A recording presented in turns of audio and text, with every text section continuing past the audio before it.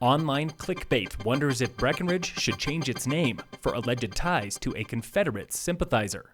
Phil Lindemann, Krystal, 93 News. First, it's feeling like summer on the freeway, with 128,000 vehicles traveling I-70 through Summit this week, Monday through Thursday. That's 9,000 more cars than last week, and nearly equal to Father's Day weekend, with 127,000 vehicles, the highest three-day total of summer so far. Gas prices are creeping up. Gas Buddy reports a national average is $2.12 per gallon this week, the highest in over 3 months, up from a year low of $1.74 in late April. Colorado's average price is $2.43 per gallon, on the high end nationally. Summit is hovering between $2.49 and $2.60, while in the Vail area, a gallon of unleaded is 20 to 30 cents more.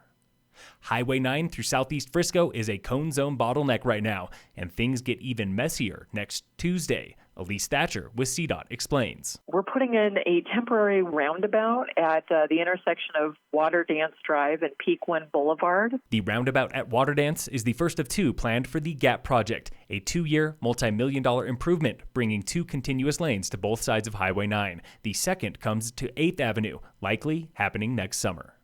River Run Gondola at Keystone is spinning today, the first time for visitors since March. The gondola runs Friday through Sunday only through Labor Day, but Keystone Bike Park is not reopening. Lauren Roberson with the resort. We know that guests love the bike park, and we didn't make this decision lightly, but we feel by focusing on the smaller operational footprint and getting our guests onto the mountains with the scenic gondola rides and hiking, we're in a well-positioned place to ensure the safety of our employees and guests. Also closed all this season is Keystone Ranch Golf Course. The river course is open now, same as Keystone Tennis Center. Coronavirus is spiking nationwide, including neighboring states like Texas and Arizona, and Colorado's high country is not immune. Resort town newspapers report on rising caseload in the past week, at least 33 confirmed cases in Eagle County, 44 in Garfield, and 11 in Pitkin. Summit reports just 5 new cases in the past week, including a stretch of 3 days with no new cases, the longest since March. Governor Jared Polis at a press conference Monday. Now we are starting to see, new outbreaks in different parts of the state, in the San Luis Valley, El Paso County, Boulder County, San Miguel County.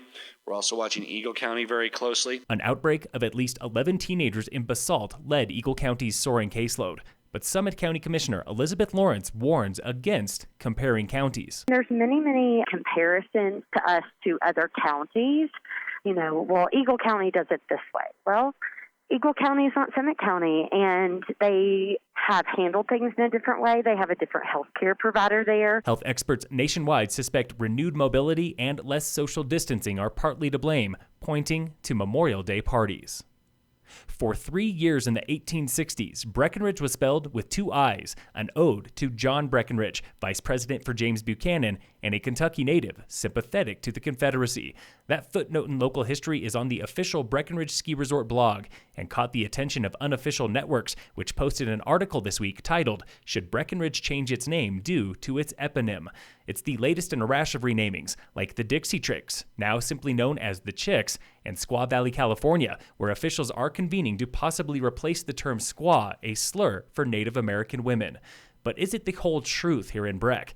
Breckenridge Heritage Alliance confirms the town name was spelled with 2 I's from 1860 to 1863 to flatter the vice president and successfully win a post office. But the mining town had been known as Breckenridge with 1 I for at least 15 years before then. The true namesake is Thomas Breckenridge of John Fremont's exploratory party in 1844. Thomas lost a pack mule near what is now known as Boreas Pass, and in honor of his carelessness, Fremont named the area Breckenridge Pass. Oh, by the way, when locals in 1863 heard John Breckenridge had flipped to the Confederacy, they changed it back to the current spelling. Summit County fire danger is down to moderate today after a week's worth of afternoon rains. A permit is still required for backyard fires. Call your local fire department to apply for free. Fires on Forest Service land are limited to fire rings at established campgrounds. You cannot have a fire at dispersed campsites. And in local sports, brought to you by American Family Insurance, the Weiss Agency, you've now got 2 ways to compete with trail running this summer. Town of Frisco is hosting an adult trail running series, the first of its kind for the town. The Frisco Solo Series opens next Wednesday, July 4th, with 4 races throughout the summer. Cost is $50 for all 4 races. Sign up through townoffrisco.com. And first race of the Summit Trail Running Series is in 2 weeks, July 8th, at the Mountain Thunder 5K and 8K in Breck. That 6-race series goes through September 16th.